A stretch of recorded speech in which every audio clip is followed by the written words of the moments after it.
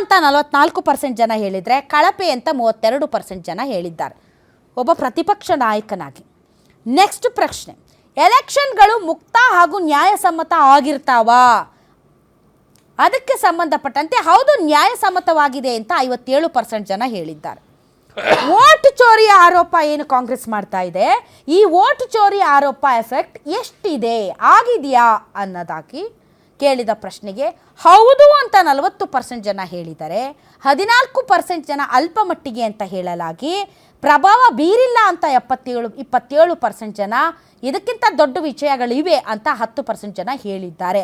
So overall ಶೇಕಡಾವಾರು ತೆಗೆದುಕೊಂಡರೆ vote ಚೋರಿಯ ಬಗ್ಗೆ ಸ್ವಲ್ಪ ಜನರ ಗಮನದಲ್ಲಿ ಇದೆ.